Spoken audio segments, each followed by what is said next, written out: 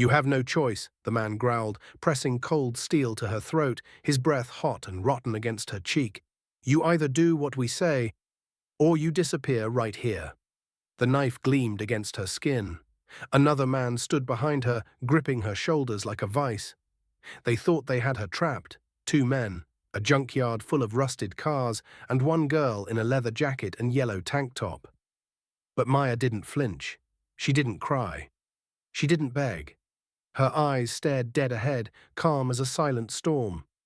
You picked the wrong girl, she said, voice low, steady. The man with the knife sneered, amused. Tough talk, for someone so alone. What he didn't know was Maya had walked through worse. Pain wasn't new. Fear didn't shake her anymore. She'd already died once. Now she was just someone who refused to stay buried. A week earlier, Maya was just another forgotten face at her uncle's salvage yard. Grease under her nails, a cap pulled low, blending in with broken engines and old metal. People underestimated her. Customers, co-workers, even family. Just a girl. Just the help. But beneath the jacket was 10 years of trauma and training. Maya had survived a home filled with slammed doors and screamed threats. By 16, she was sleeping in a broken-down truck. By 19, she'd joined an underground fight gym and learned how to protect herself. What no one saw was the survivor hiding in plain sight. Quiet, watching, waiting. And when her uncle got caught up with a local gang, borrowed money from the wrong men, Maya knew she couldn't stay hidden anymore. She tried to negotiate. She told them she'd work it off. Give them cash, even parts. They laughed. You don't get it, one of them said. We don't want payment. We want leverage. We want you. They gave her 1 week to comply, or they'd take her uncle apart, piece by piece, like the cars they ruled over. Maya agreed, but not because she was scared, because she had a plan. So here she stood now, surrounded by rusted metal and men who thought they were predators. One held a knife, the other smirked like he'd already won. You make a sound, the man behind her hissed, and I swear. But he didn't finish, because Maya moved. In one violent second, she leaned back with full force, her skull cracking against his nose. He stumbled.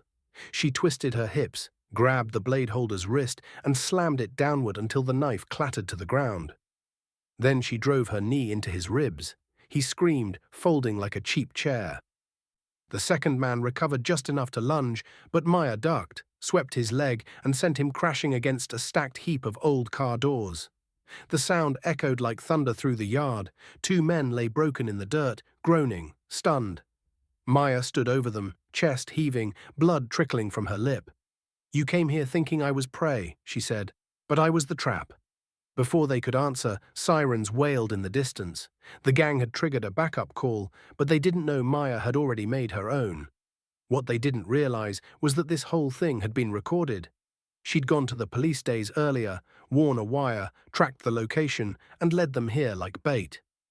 The junkyard had surveillance drones overhead and officers listening in live. By the time the backup gang members arrived, squad cars were already surrounding the lot.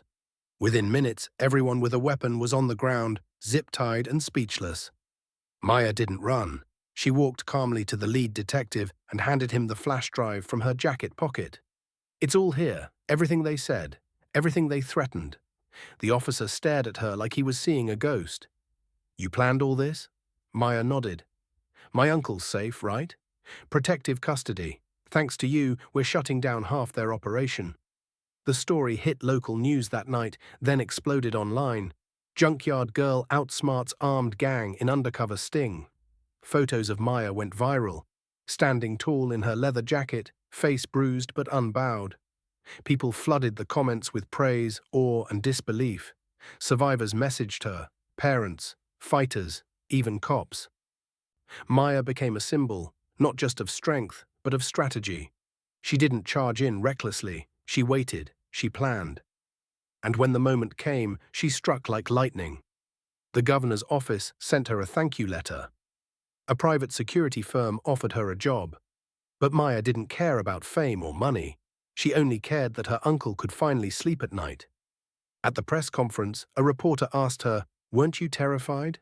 She smiled just a little. Of course I was. But fear doesn't control me anymore. I learned something a long time ago. The world doesn't give you power. You take it back. Never mistake silence for weakness. The girl you think is cornered might be the one writing your ending.